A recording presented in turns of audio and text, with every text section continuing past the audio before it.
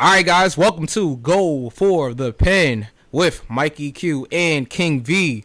King V, what's going on, man? What's up, brother? How you doing, man? Struggling. Yeah, aren't we all doing this time period right now? But being inside is being forcefully inside. Right. Yeah. Well, at least we have wrestling, right?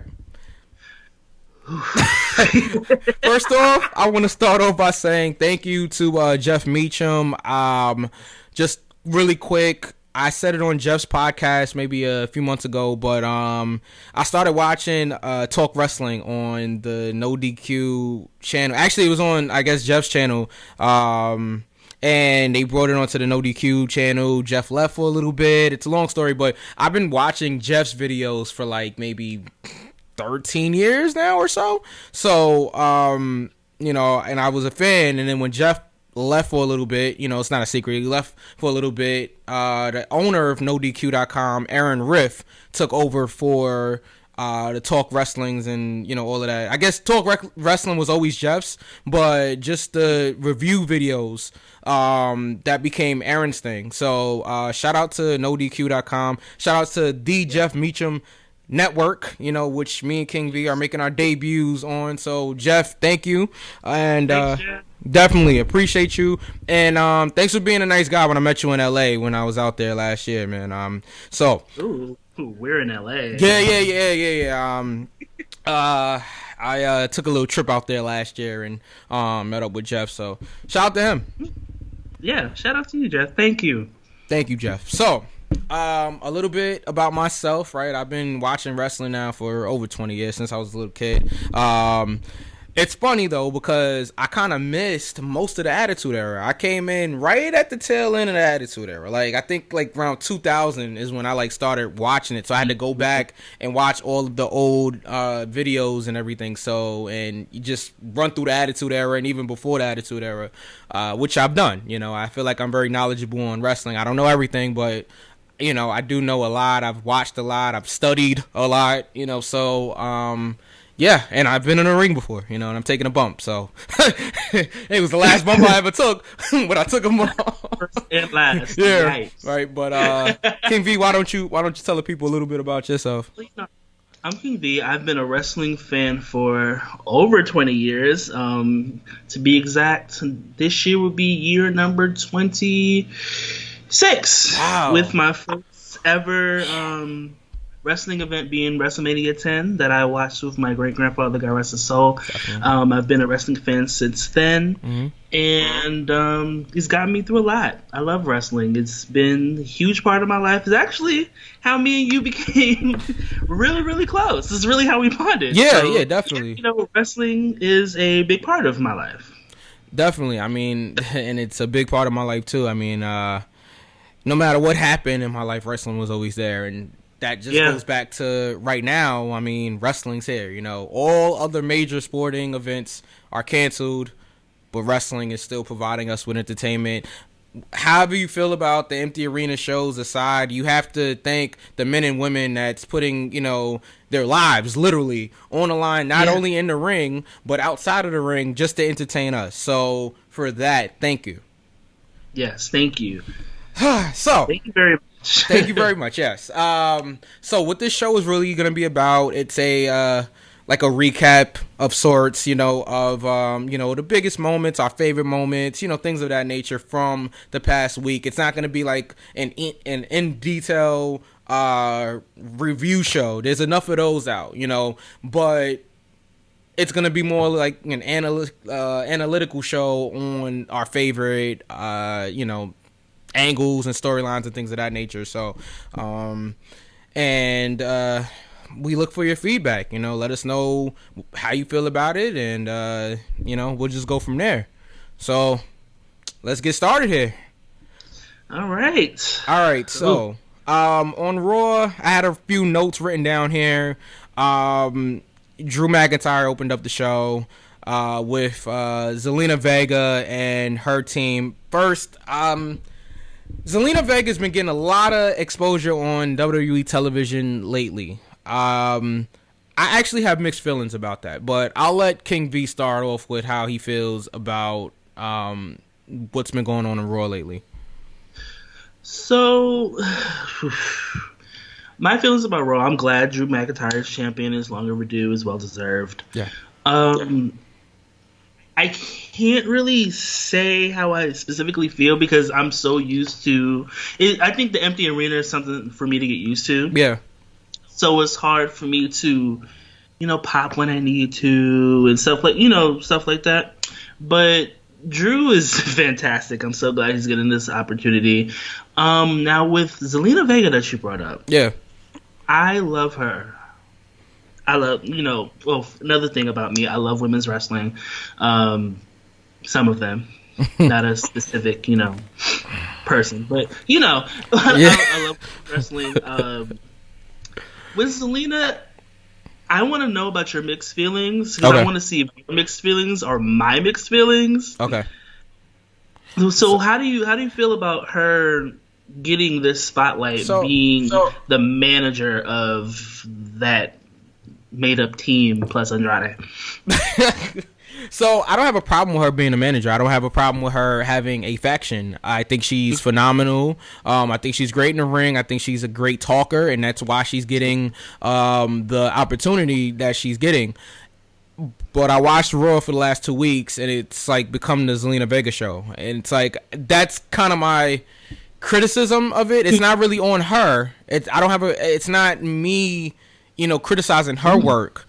It's me criticizing creative that we have Zelina out here for 5 segments out of the night. I mean, I love her, but I don't need 5 segments of Zelina Vega.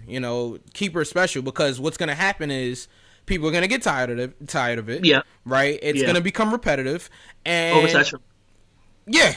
So I just don't want to see that happen with Zelina. I think they have a good thing going with her, but it's to the point where it's too much. Put her in. I'm fine with her opening up the show with Drew McIntyre. She has arguably the biggest heel faction, I guess, on Raw. They're opening the show and they're main eventing the show. Yes, it is kind of the setup for Seth Rollins, but I still like that these younger athletes and talents are getting the exposure. Austin Theory is 22 years old. He has years. Really? Yeah, I think Austin Theory is 22 years old. Years of him. Yeah. Yeah, we're both old. Ah, man. It's crazy when you start realizing that you're older than certain wrestlers. It's wild. But now I call them kids. Believe that? Some of the people I'll be like, look at this kid, but anyway, so I like the exposure they're getting. I just think it's too much too quick. That's my criticism of it. Not with her. I don't have a problem with her. Okay. So I agree. She can work. Yeah. That's why they put her out there. She can work. No doubt. And not many people are going to be going, for health reasons, which I understand, which my criticism, I'll say for another time. But, yeah, I agree. They are kind of oversaturating her. Yeah. To a point where it's just like, okay, get her off my TV now. Kind of like how I feel about a certain champion. Which champion is that? Quite a few. But I don't. Oh wow! Wow. Does she have a catchphrase? 2 of them do. But I don't want it to get to the point where they're hijacking. When it does go back to a new normal, because it's not going to go back to normal. It's going to go to a new normal. Right. When it's alive and there's crowds again. Mm-hmm. You don't want to get to get to the point where they not react but hijack whenever she's out, in the ring, whether they're doing random chants for certain wrestlers who are no longer with the company throwing beach balls or proposing. Like that's pretty awesome actually, but that's a whole nother story. But yeah, it's just like you get to a point where it's just like, okay, you're shoving this person down our throat. We get it. She's good at what she does. Yeah, and I've followed her career since she was in the indies. Right. So it's just like she's good at what she does. We know she's good at what she does, but you keep forcing it down our throats. It's gonna get to the point where we resent it. Exactly. And it's just like, hey, next. Yeah. So I agree. We are kind of getting oversaturated with Zelina Vega and everybody involved. Right. Well, even Drew McIntyre? I don't know. I'm talking about everybody involved. Oh, in her group. Okay, all right. Because I know he's been closely tied. I'm not including. I'm not Drew. I'm not talking about Drew in this case. So I will say this one point about Drew: if he keeps coming out there thanking the fans, they're gonna start booing him. Like they might start doing it anyway, but if you come out there and you pander like that, and I like Drew, I love the fact that he's champion. I think it's way overdue. I think he is probably the most credible champion that we have in the WWE right now. I mean, to be honest with you, congratulations to Drew McIntyre. I just don't want it to become where like it's I did it all for the fans and I love the fans and I relax. Drew's not that kind of guy. You know what kind of guy Drew is? What we saw at the end of Raw on Monday, where he's like, I think I'll give him another one and go in there and just that's cool. Okay, that was good. And I know we skipped to the main event segment there, but again, that's what this show is kind of like, going to be about. It's not going to be a chronological show here. But yeah, Drew giving was it Andre? No, it was Angel Garza, who had new music, by the way, and who I like. I do like Angel Garza. I think he's way more talented than Humberto Cabrillo. What is his name? Humberto C. Right. That guy. Yeah, so I think he's way more way more talented than that guy. But yeah, I mean, what was I saying? Oh yeah, Drew going in there just being cool and being, just being Drew is cool to me. Yeah. So more of that. Yeah. Less of for the fans. Yeah. We know. Yeah. Okay? You don't have to say it weekly. We get it. You don't have to come out there, thank you. You thanked us once. You thanked us once. That's enough. You're welcome. Okay, relax. Calm down. And I know we're not burying Drew McIntyre. I can see the dislikes coming in right now. We're not burying him. I like Drew. I'm just saying, just relax. Drew. Yeah, he deserves. Definitely. Just a quick note on Charlie Caruso's outfits lately. A+. I wrote it down, so I had to comment on it. Yeah, shout out to Charlie. She's doing the thing. I'm saying she's doing the thing. Got to give credit where credit's due. Shout out to Charlie. I mean, and I like the angle that they got going on with her and Angel Garza. I think it's cute. So moving on here. I wrote down. We don't have to really cover Brandon Vink and Shane Thorne versus Ricochet and Cedric Alexander. It was pretty much a squash match, but good. Don't care. However, space, I do like the team of Cedric and Ricochet. Yeah, I think it's cool. But sorry y'all, I love y'all down, but that match I really didn't care about. Nope, didn't care at all. I will say this quick note about Shane Thorne. I don't know if you heard, but Edge said that Shane Thorne is actually one of the guys he wants to work with. He feels like Shane Thorne's grotesquely underrated and that he wants to, he feels like he can get a really great match out of him. So I haven't really seen this coming from Edge. I mean, I have nothing. I'm not a Hall of Famer. Neither am I, but I don't see it with Shane yet. But maybe he'll change my mind. But you like it? Yeah. If he sees it, hey, I trust Edge. So let's get to the other story here. Coming from Raw, and this is probably about it that we're gonna talk about on Raw. Nia Jax, right? Nia Jax, Kairi Sane. So Nia Jax goes over, right? She's in the Money in the Bank match.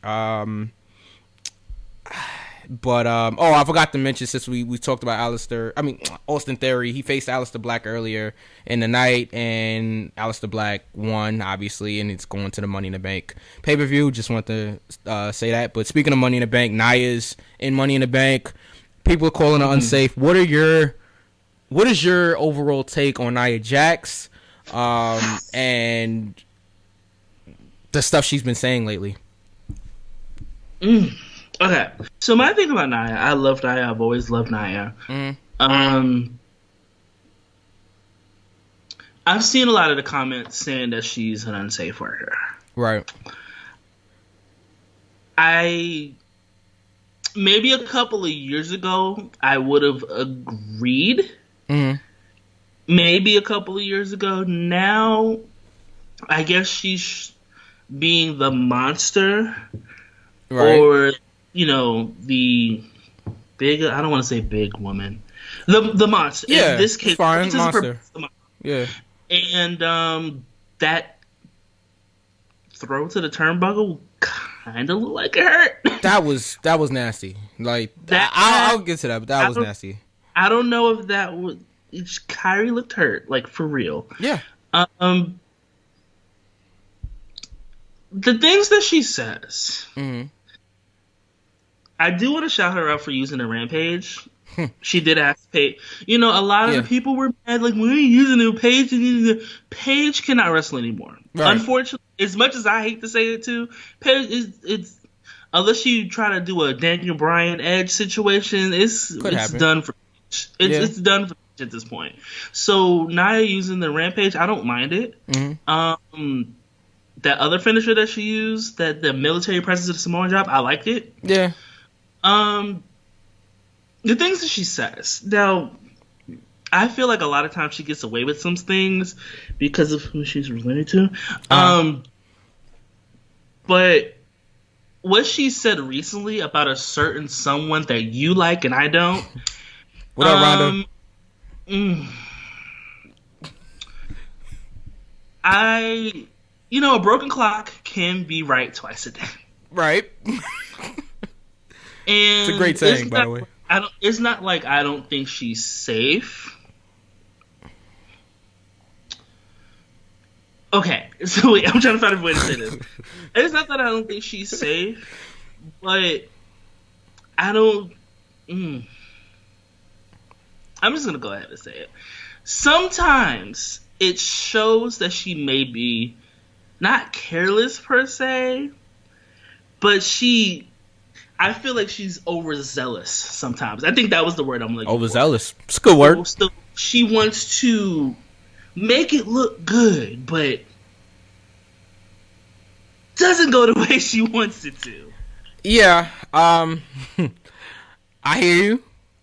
I think that's how I feel about Nia Jax. I think there are... I wouldn't say that she's unsafe. Careless at times. I think careless is a good word. And I know you don't want to say it, but I'll say it. Careless. What happened on Monday was careless. Okay?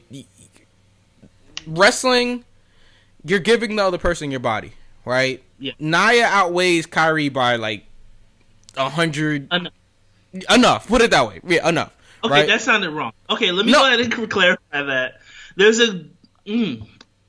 I wasn't trying to say anything bad about her. It's just a no. We're not shaming her. I'm not. I just wanted to be clear. Yeah. No. I'm not.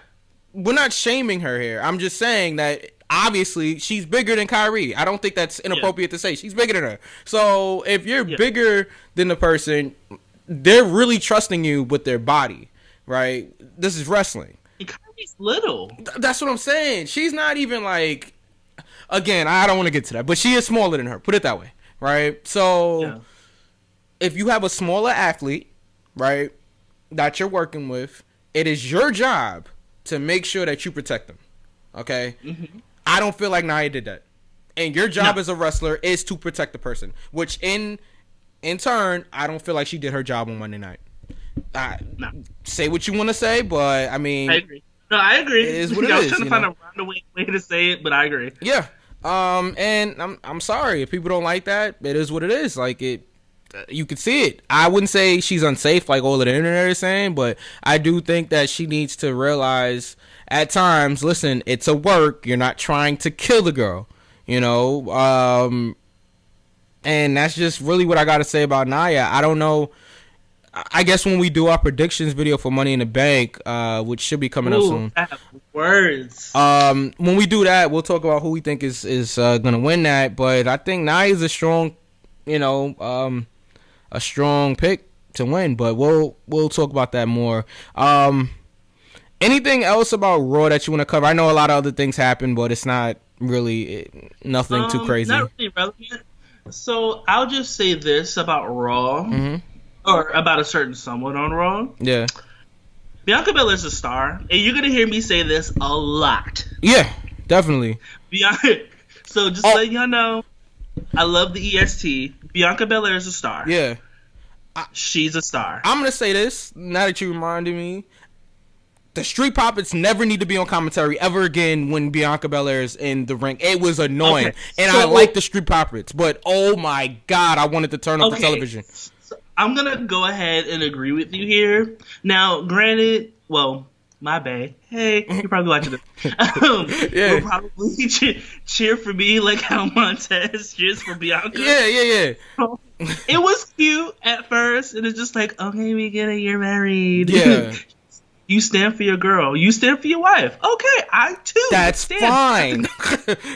But it was to the point where it's just like, all right, cut their mics off. Right. It was turn off the channel heat that they was getting from me. Unless this is gonna lead to Bianca be like, and I'm just gonna be on my own. Yeah. I'll stay at home. Yeah. But that I'm just, unless it leads to that, unless that's the point of it, if they're supposed to be annoying, for her to be like, all right, I'm gonna deal with you when I'm at home and not here. The problem is, they're baby faces. Right? I should not be annoyed by baby faces. Right? If that's the plan. There's a baby face vibe that I'm annoyed by.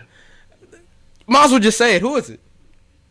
So I am very, very tired at this point. I'm ready for the reign of the man to be over. Okay? Wow, okay. Let's talk about it. So I'm just going to go ahead.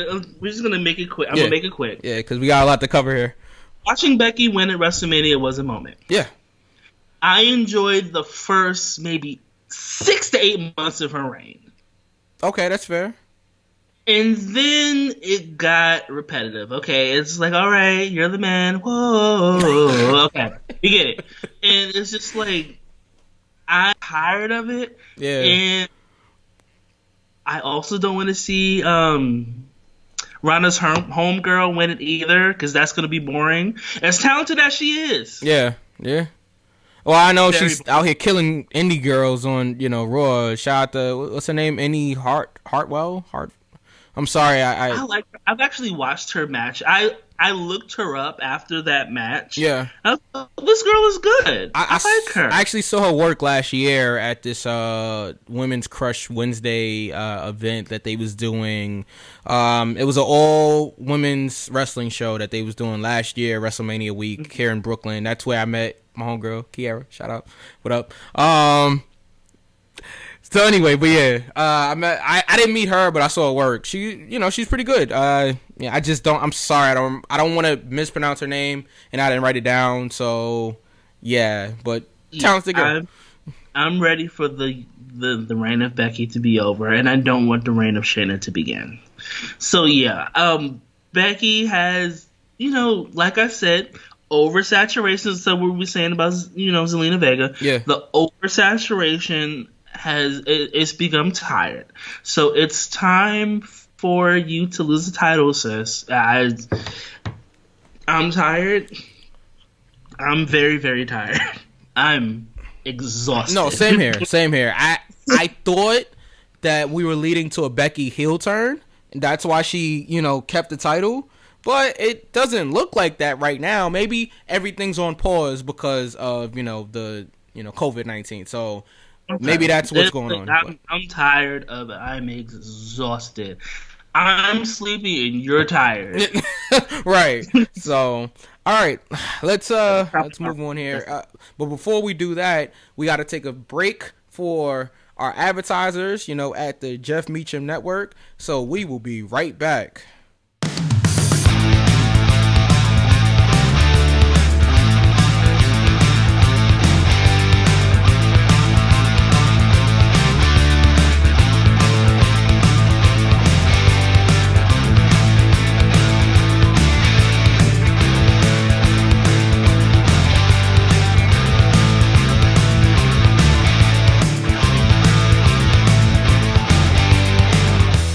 All right, and we're back on Go for the Pin.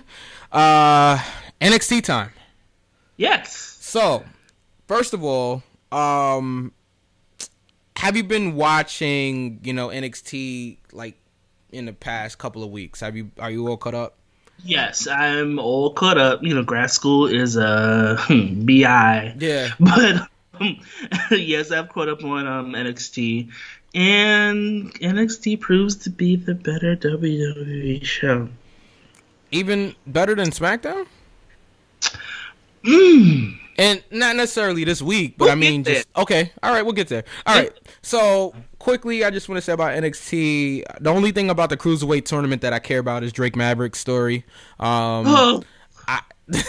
we gonna get to that? Because we can get to it right now, actually. We can get to it right now. Very few times have the world of wrestling made me legitimately shed tears. Drake Maverick's video after finding out that he was being released was one of those moments. Right. Because it was like he was being for real, but he was also doing it in kayfabe. Yeah. And I think the part where he's trying to do it via kayfabe broke my heart even more. Because at this point, I don't know if they've taped. I don't know if the Cruiserweight, whatever they're doing, the tournament is over.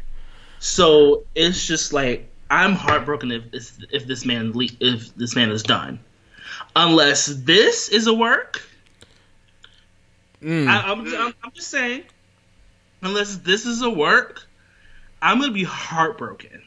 Yeah. Like, I'm already heartbroken because of many people that have lost their jobs, but Drake Maverick in particular, if he's done like legitimately, I'm gonna be heartbroken. If this is a work, I applaud. I'm not gonna say I applaud the writers. I'm not gonna say that. Okay. But if this is a work, you got me. You got work. But if this is a work, you got me. If not, I'm just going to be devastated because, a lot of the people that got fired, I enjoyed. Such as MJ Jenkins. She was on NXT. Okay. She was in a Mae Young Classic. She's from Brooklyn. It kind of hurt my feelings about her, writing, I guess, her post about it, because I think she just lost her brother-in-law that same week. So it's like a double blow. Yeah. So it's just, not only did you lose someone close to you, you lost your job. And I have a lot of thoughts about how this happened, but I'll save it for another time. Right. Another person that I'm upset about is Leo Rush. Yeah. Because that man is talented as hell. I'm he knows how to talk, he knows how to work. It's just that kind of annoyed me also. Right. We could just go Fit Finley. Yeah, I think the producers though got furloughed. I don't know. Wait, I heard echo. I think the producers got furloughed. Which, as somebody, not to get too personal, but as somebody that's been furloughed now because of this virus, you're not technically fired. They could definitely bring them back. As far as the talent go, the in-ring talent, they were released, so it's a little bit of a different situation for them, because even Shane Helms, who is a great follow on Twitter if anybody's following Hurricane, Hurricane's like, listen, there's a lot of people that's going through way worse than I am. I lived out my dream, you know. So thank you for, you know, feeling sorry for me, but don't, you know. When this is over, I hope to be back. That's basically more or less what he said. So I think the producers and the agents, for the most part, are still going to be paid, from my understanding, like to a certain degree. But just the whole notion of everybody getting released, because that and XFL flopping again. Well, it wasn't their fault this time, but go on. It's just like, it's upsetting that so many people had to lose their jobs, and losing your job during a pandemic, when you don't know when wrestling is going to resume, right? You don't know how you're going to make money. You know, that's what I personally feel like wrestlers should be unionized, but that's another thing I'll blame Hulk Hogan for. That's a whole other story for a whole other time. But I just, you know, I feel bad for all of the talent that got released. Not for furlough. I mean, it sucks losing the job, period. Yeah. But once they got released, it's just upsetting. Yeah. But, you know, Sarah Logan, that what? Yeah. She was just on Raw last week. Rusev. Rusev, I wasn't surprised. Rusev, I'm not surprised, because he wanted to go for a long time now. It sucks that they did it during this time period. Yeah, that's what I'm saying. But like, how to do it? Yeah. I mean, Rusev's a guy I don't feel too bad about. Like, all right, again, it sucks anybody losing their job, but I know, I don't want to say for a fact, but I have it on good authority to believe that guys like Rusev and the OC and even like Leo Rush are gonna be fine. Like, they're gonna get work immediately as soon as their 90-day non-compete is up. Which, I mean, where are you going after 90 days? If this is not over, where are you going?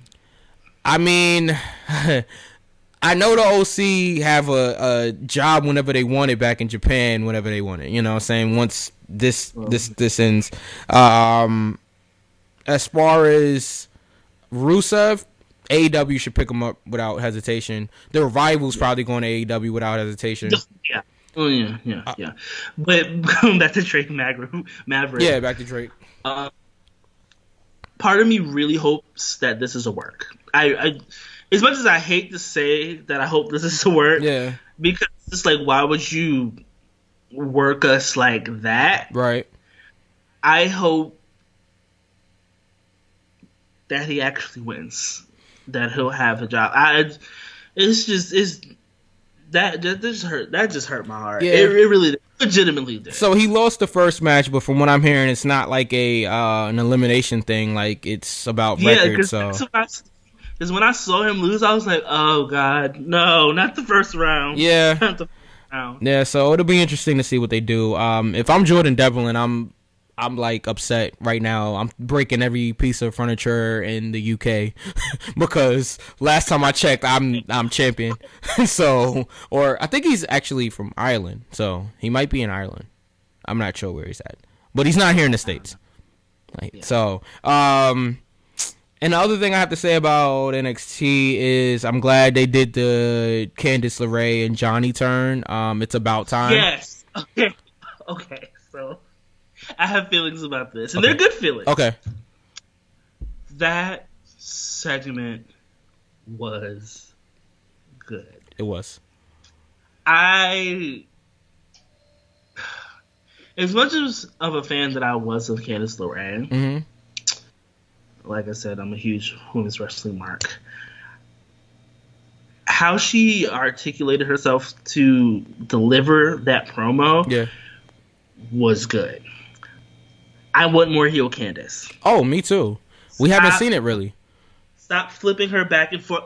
I want heel Candice. I think we got it, B. I think this is a full-on heel turn, you know.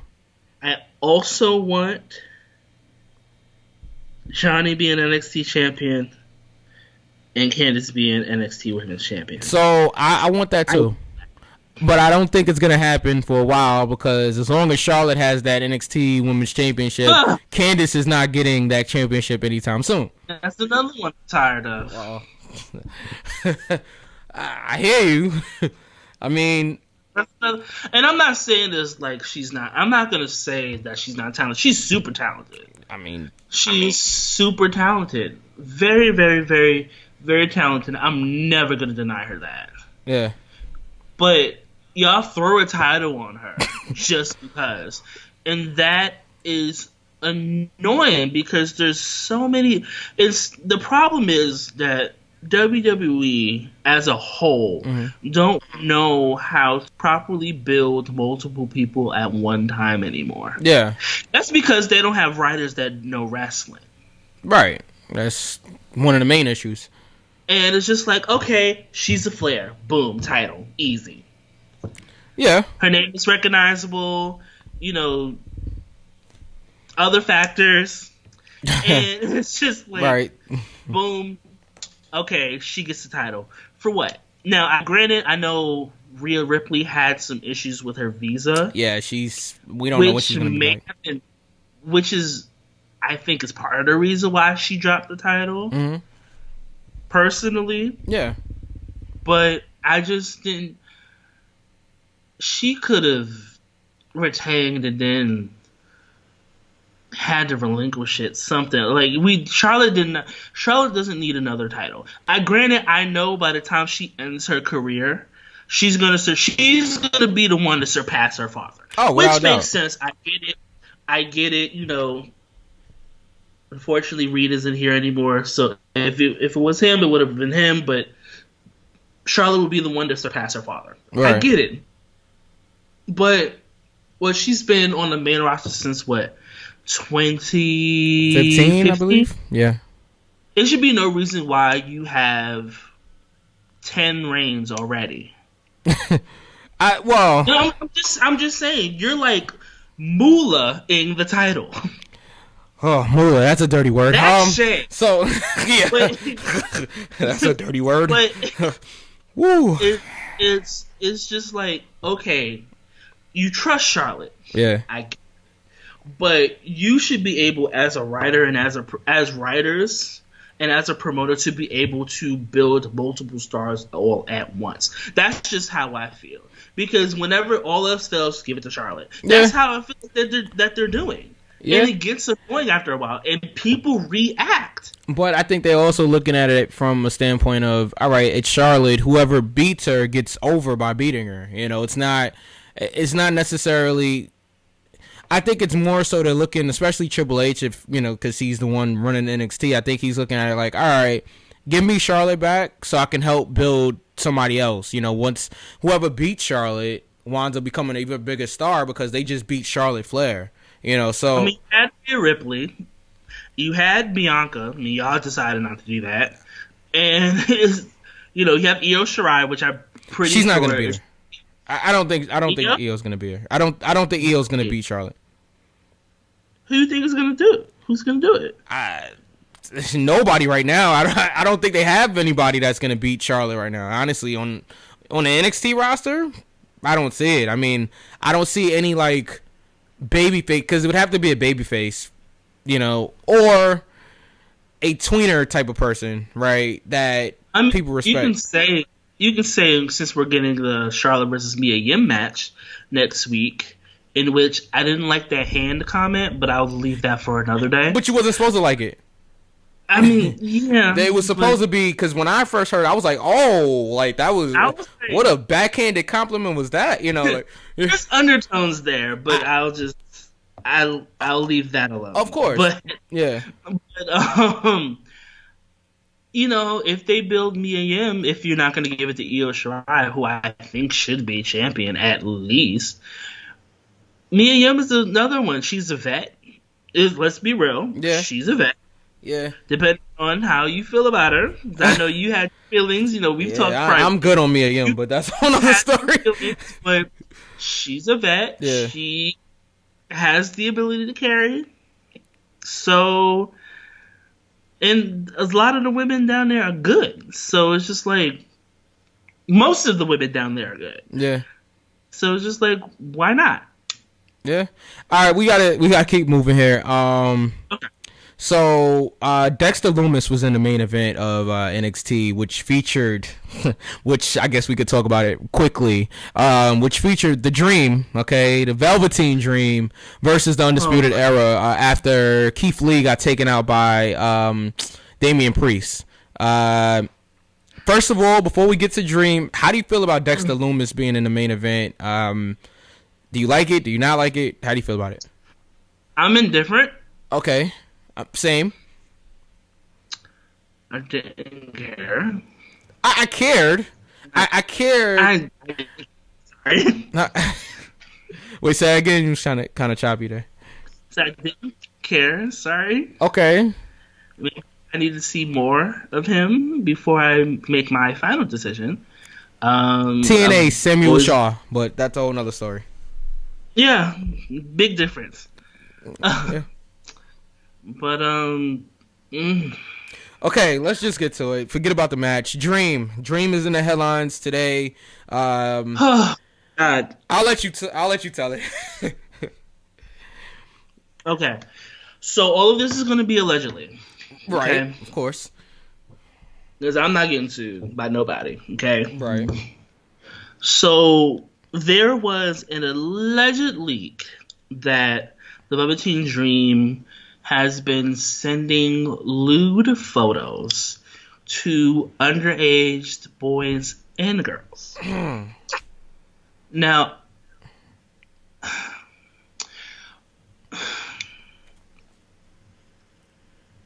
I'm trying to figure out how to say this. Uh-huh. So, if this is true, yeah.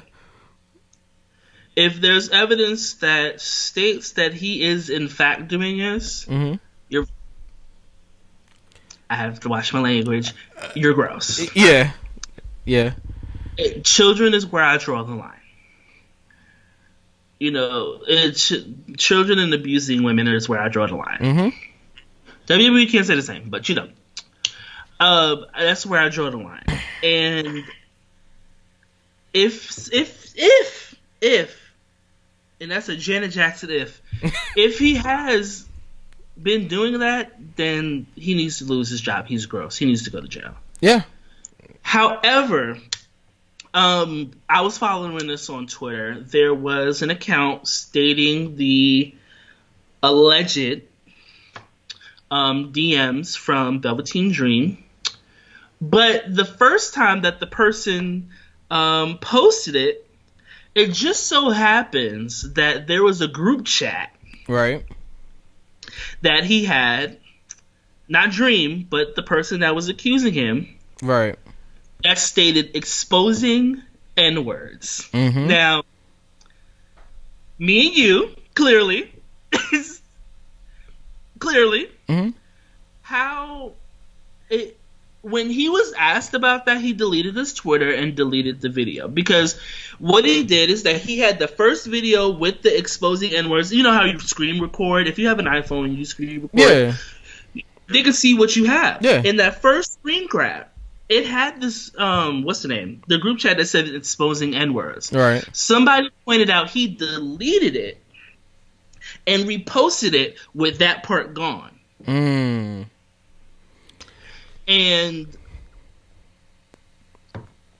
with that being said, it's just like, because as soon as people pointed that out, and you know, if you follow me on KingB_the_ruler on Twitter, I do have it retweeted. Okay, I think so. It's just like, okay. Even this is allegedly may be true, even if it's not, or if he was hacked. Yeah. For the fact that you have exposing N-words in your DMs with a group chat of other people, makes things a little. I'm just saying, it makes it a little suspicious. Yeah. And I'm gonna say this. I'm gonna need more information before I make my official decision. Same. I'm going to be indifferent because I love Velveteen Dream, so I'm not going to be biased. I'm going to be indifferent on him for now. But for the facts that were presented to me on Twitter that the person tweeted, and then we have screenshots, is saying that you are doing this on purpose. Mm-hmm. So he may have been hacked. He may have not been hacked. We don't know. But for the fact that you do this and then you have exposing N-words in your Twitter, not your Twitter feed, but on your recording, and then you delete it when somebody points it out, but everything on the internet lasts forever. Yep. And you repost it without that particular message, it personally raises a red flag for me. For I'm not gonna speak for you. These views are of King V and King V only. Right. Yeah. It raises a red flag for me. It's not like it's an obvious R. Kelly situation. It's not like it's an obvious Bill Cosby situation. It's not like allegedly situation. Right. It just raises a red flag for me. So and usually I always believe victims, but when stuff like this happens, because people it's very, very rare. Statistically, it's very, very rare, but people do lie about this. Yeah, of course. So if this is true, Dream, read in between the lines. But if it's not true, yeah. Over, OV. But if this is not true, those children need to get a life, and they need their double dollar signs kicked. And on that note, let's take a break for our advertisers.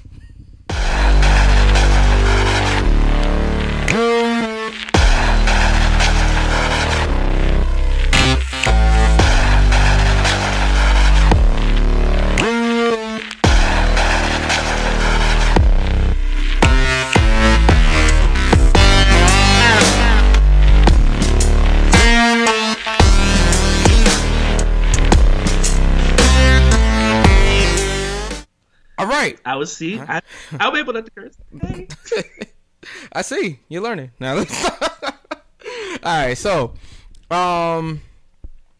quickly, Dynamite, real quick. Sammy Guevara and Darby Allin had a good opening match. We're gonna edit pause here. Alright. I need to go check them. So I thought the match between Sammy and Darby Allin was good. I watched the pay-per-view match that they had a few months back, and it was really good. Darby went over. Not Darby. Sammy went over, I believe. Yeah, not too much to say about that. Was it Sammy that went over, or was it Darby? See, I can't even remember now. They're probably going crazy. I'm not. I can't even remember. I believe. Ah, man. Why am I leaning towards Sammy? I think that's part of my issue with AEW. Yeah. Is that they have potential. Right. The talent is there, but they're a new company, so I'm gonna give them leeway to navigate. Right. And figure out what works for them. Yeah. Because if you focus too much on ex-WWE this and ex-WWE that, it's not gonna work. Right. So I think it was Darby, by the way. I'm pretty sure it was Darby. I think it was. Yeah, I'm pretty sure it was Darby. I'm gonna need some more memorable matches in AEW because I haven't gotten really that one yet to me. Unless you count Kenny Omega and Jericho, that's really about it for me. But I mean, I kind of disagree. I think they've given us some really good matches over the last couple of months that really stuck out. I mean, Moxley and Omega was crazy. That was probably one of the craziest hardcore matches I've seen. 2 matches for me. Okay, I mean, and if you want to go to the tag team, they just had Kenny Omega and you see the link here, right? Kenny Omega and Adam Page versus the Young Bucks at the last pay-per-view that they did was awesome. I mean, 6-star match according to that Dave guy. So yeah. I knew who you talked about. 2 and 2 does make 4. Okay. Oh man. But yeah, on a different note there, I feel like AEW does give you memorable matches. It's just right now, it's hard within the arena, but we got to kind of go through it here. Did you watch the Bubbly Bunch segment that they did with Chris Jericho and his Inner Circle? You didn't see it? All right. Quickly, I think it's entertaining. They're doing like a spoof of the Brady Bunch, obviously. It was funny. And Brody Lee in a squash match. Okay, cool. Kenny in a squash match. And then we got to the main event of Kip Sabian versus Dustin Rhodes, where that was good. It was good, but I didn't buy it, not one bit. I did not buy that Dustin Rhodes was going to end his career against Kip Sabian. Like, that was my issue with it. Like, I mean, let's be real. This is gonna lead to a brother versus brother match, and that's how he ends his career. You think so? Yes. I'm thinking this is leading to Lance Archer versus Cody in the finals of the TNT tournament. I mean, but we'll see. I mean, that's an interesting take there. Definitely. I think if anything, if he was gonna, I was about to say Dusty. Oh God. If the artist formerly known as Goldust, if he was to end his career, it'll make a good story to have his own brother do it. To me, because you can build a story off of that, you can build emotion off of that, and I know that match is going to be good because they're both good. They're both good, right? They're both the sons of Dust the Rhodes, baby.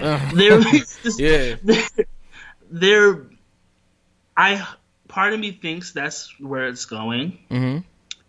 But if not, if not. But I really hope that's where it's going. If Goldust is going to end his career like permanently, if he was never going to wrestle again, I think that would be a perfect match for him to go out on. Yeah, I mean, I like it. Although, I don't know. I'm old school in the sense of I think the person that's leaving should put over the younger talent.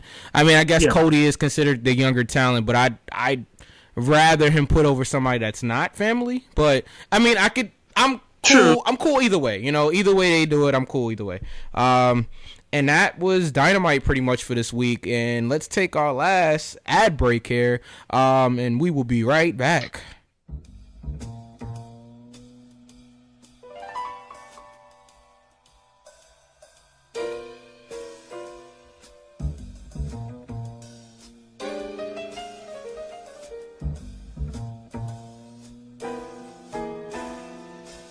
We're nearing the end of the show here, but we do want to cover SmackDown since it just happened last night.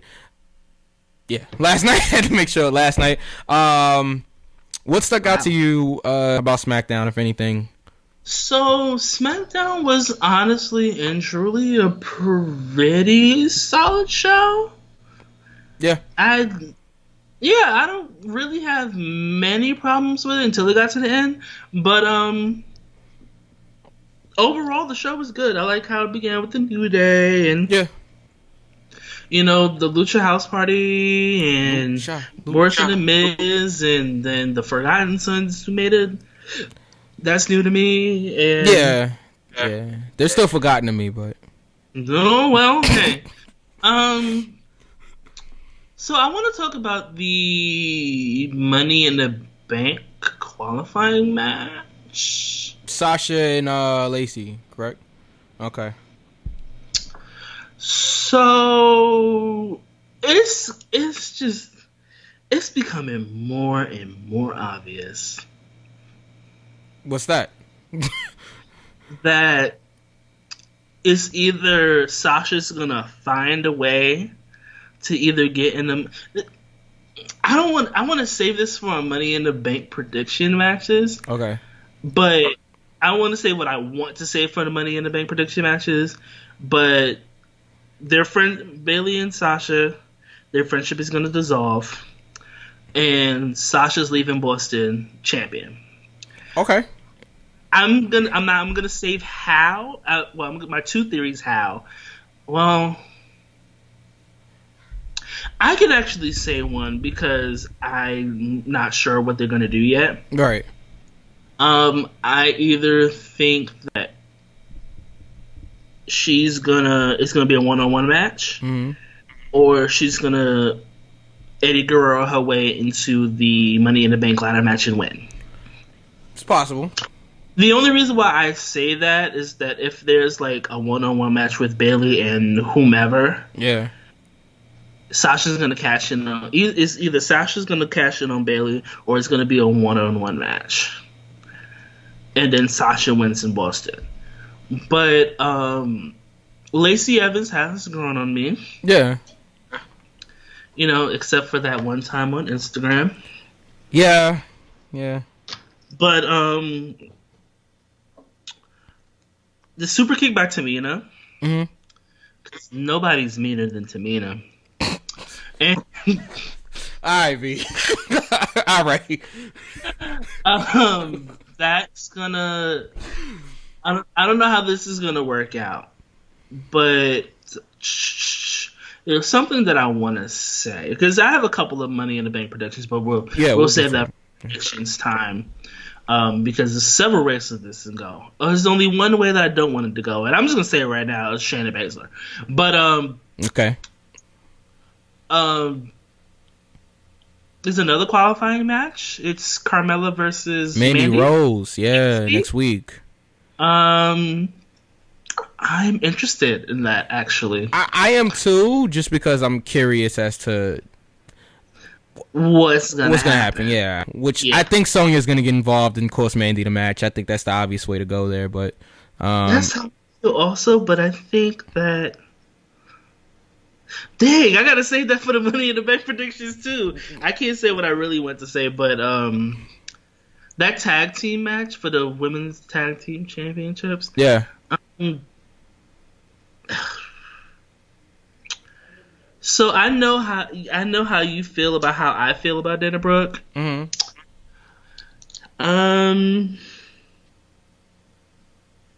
She just keeps impressing me, and that's all I'm gonna say about that. But that ending was weird because it was like a 3D type. I don't know what that was. I liked it because they're at least trying to think of a tag team finish. They're trying. They're trying, and I can appreciate them for it. But maybe it needs to be executed a little bit better. Yeah. Or on someone that can. Never mind. Anyway, the rest of SmackDown don't care about Baron Corbin. Nope. Keep going. I want to talk about the end. Okay. The 25th anniversary of Triple H, in which, Jesus, if you wanted to stretch down far enough, you can just fellatiate your own self. Like, how nice of Triple H to book his own 25th anniversary special. You know what? I think I'm gonna do that for my 30th birthday. Right. I'm gonna have a extravaganza where there's pictures of me all over the place. Yeah. Videos of you and all of our other friends just saying wonderful things about me. Yeah. I'm just gonna put my own self all over. Yeah. Like it does. I thought the segment was funny. I did too. I was entertained. When Sean came out, you know, I expected that. Yeah. And then the little bout between Stephanie and Sean, that was cute. That was funny. It was funny. That no good lazy eye. That made me laugh. Yeah, and it just yeah. That made me laugh for about a good 7 minutes. Like I laughed about. It made me laugh because it was just funny because I wasn't expecting that. Yeah. You know, Ric Flair, and then Road Dogg, and then Vince McMahon comes out. Yeah. And this is where before I say I'll get confused, I'm going to go back a little bit in how Shawn Michaels mentioned Katie Vick. Yeah.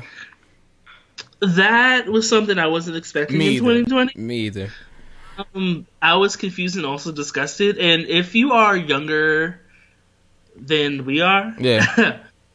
Don't Google Katie Vick. All right, that's going to make them Google it even more, but okay. Just don't, Vicks Vapor Rub, you could, Vicky Guerrero. You can Google that, Yeah. but don't Google Katie Beck. You know, Katie Holmes. You can Google. All You right. know, All right. don't Google Katie. Don't do it. Yeah. Vince McMahon comes out, and I'm concerned. Okay. About? Vince in general. Because he's getting up there. He didn't sound like himself. Mm. And you can tell when he's in character or when he's being like for real. Yeah. He didn't sound like himself to me. That I Love You bit was sweet. Yeah. I will say that. Then he was like going on, and I'm like, what is he talking about? He's talking about the gobbledygooker. Why? And it's just Why does Vince do anything that Vince does? He brought up Katie Vick, and He did bring up Katie Vick. Are you laughing at your own horrible ideas? Yes, Is that I think that's point? exactly what the point was, to laugh at just horrible creative. Even that's why he brought up Bailey's "This Is Your Life," which even in Vince's even in Vince's words was not Bailey's fault, or Alexa's for that matter. He didn't say that wasn't Alexa's fault. He said it wasn't Bailey's fault. It was neither one of their faults. It was creative's fault. They did what they could with it. It was just creative is so bad. But I didn't understand the middle bit. Mm-hmm. But what I did think was fun is that he shut the lights off. That was hilarious. I thought that was funny. Yeah. You know, a lot of people were confused, and I was confused at first. Yeah. But overall, I liked the segment. What I liked more is that, I don't know if a lot of people caught it. It's that, you know, when Triple H comes to the ring, he does the water bottle, then spits out the water. They took the water bottle from him. Yeah, that was hilarious. That was funny. That was a good touch. And then Shawn Michaels got 2 words for you: social distancing. That was funny. I like. It was a really good segment. It was a really good segment. I was just confused about Vince's part because he was like rambling. I'm like, "You're okay? You good?" No, he's not. To answer your question, but yeah, I didn't hate SmackDown. No, I usually the one that I enjoy.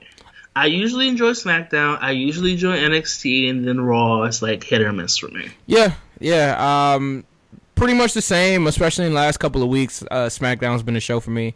Then, I mean, if we're talking overall, just wrestling on television, it'd be AEW and then NXT and then everything else after that. But, yeah, that was the first episode of Go for the Pin. Let us know what you think. Leave in the comments and everything like that. Let Jeff know. And speaking of that, we do have one last ad for you.